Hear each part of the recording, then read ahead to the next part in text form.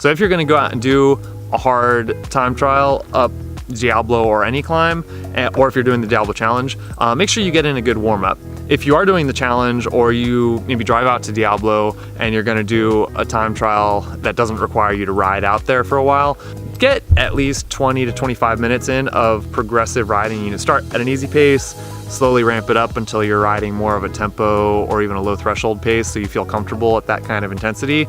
I would do that for a little bit and then kind of ease off and maybe do a couple of short accelerations, you know, 20 or 30% above your threshold, just so you feel, you know, strong and powerful and ready to ride hard. Even though you won't be riding at that intensity most of the time, it feels good if you're doing, you know, 300 watts, if you did a couple of accelerations at 400 watts, 5 to 10 minutes out from the start of your effort. Aside from getting a good warm-up, it's also really good to have a good drinking and nutrition strategy. You know, generally for a 45, 60, 75 minute climb, you probably don't need to consume a lot of calories or even any really, but most people will do best if they at least have a bottle of drink mix that they can drink while they go up the climb. Having those fluids to keep your throat moist and staying hydrated, because it can be pretty warm out there, is really key. But also taking in some carbohydrates and tasting something sweet can help you to perform better while you're riding hard like that. You might even take maybe a gel with you. You could take that maybe going through Rock City because it's kind of flat or even downhill for a split second there. I don't think that's essential to do that, but some people might, you know, experience a boost in energy if they take a gel. So when I go out and I'm gonna do, let's say, the Diablo challenge, which I've done several times, or I'm gonna go out and I'm gonna do a training time trial up Mount Diablo from the South Gate, I usually break it up into 2 main segments and maybe into quarters even.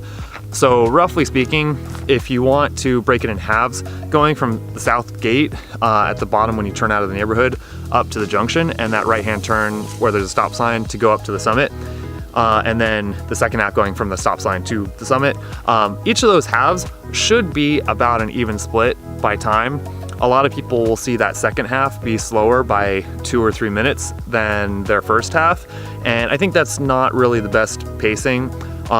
Over the years, when I've done, you know, dozens of pretty consistent efforts, I've found that usually the best pacing yields a pretty even split. So maybe, you know, for me, it's like, let's say 22 minutes for the first half and then another 22 for the second half. Sometimes it's even a little bit faster for the second half if I've paced it pretty well. But usually, if you do pretty steady power, it's gonna be an almost even split.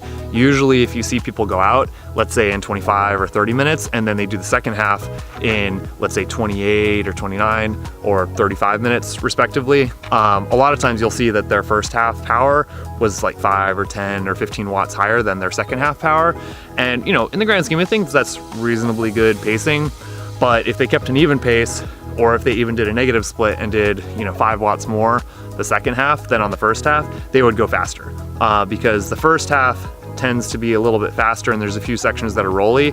And whenever it's faster, doing more power and doing more effort doesn't save you a lot of time. Where it's steeper and it's more consistent climbing, doing more power saves you, you know, however much effort you're putting into it. So let's say you average like 250 watts up the climb.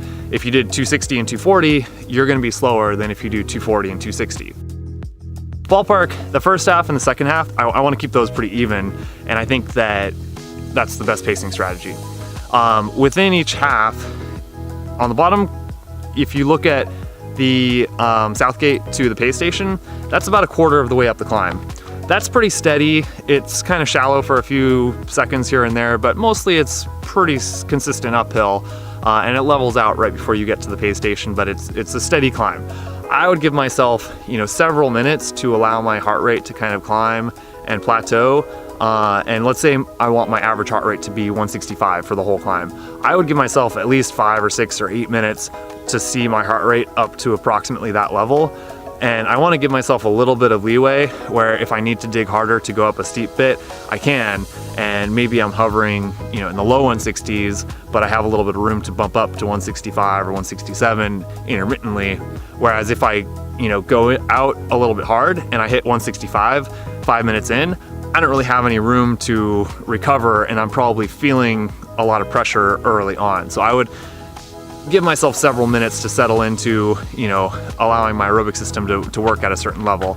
Likewise, I would shoot for whatever my estimated power is going to be from the get-go and not get carried away. So if you have a power meter, you know, I would set it to a longer time durations on your screen. So if you look at maybe 10-second or 20-second or 30-second power, usually for longer efforts, I'll look at 30-second power, because moment by moment, I don't care if my wattage fluctuates by 20 or 30 watts, but I care, you know, on average, am I pacing it pretty well? So if I go out and 2 or 3 minutes in, I'm seeing numbers that are 10% higher than I know I can sustain for that duration, you know, for the whole climb, I would tone it down and try to settle into what I know I can sustain for that whole climb, and try to keep it as comfortable as possible, but not, you don't want to ease up. You have to stay on it the whole time if you're trying to do your best effort, but you have to also try to focus on being as relaxed as possible. So, you know, breathe deeply, try to stay relaxed, try to stay focused.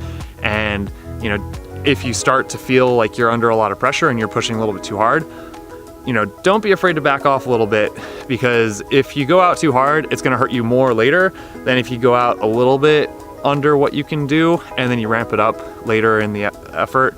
So if you go out 10% too hard, it's going to penalize you a lot more than if you went out 10% too easy and then you picked up the pace later.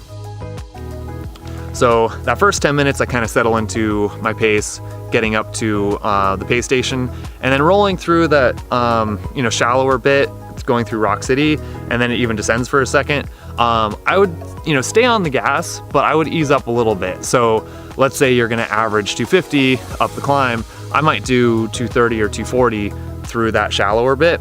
And if you're doing an event like the Diablo Challenge, try to see if you can't find 2 or 3 or 5 people that you can ride with as a group through that section, because it's a little bit faster and there's a little bit more benefit to drafting. So after you go through Rock City, it kicks up and it's pretty steady.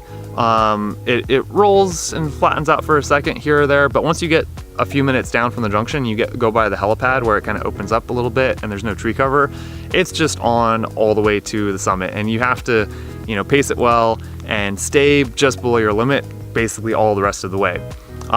If you have a good ability to vary your pace while you're climbing, you should pay attention to where it's steeper and where it's shallower, and be willing to go just like 5 or even 10% harder on some of the steeper switchbacks or steeper sections of road, and then ease up a little bit where you can tell that you're going faster. If all you did was just hold a steady power, that's going to be great. So that's it for this video. I hope that some of that was useful and interesting to you, and I'll see you next time. Bye.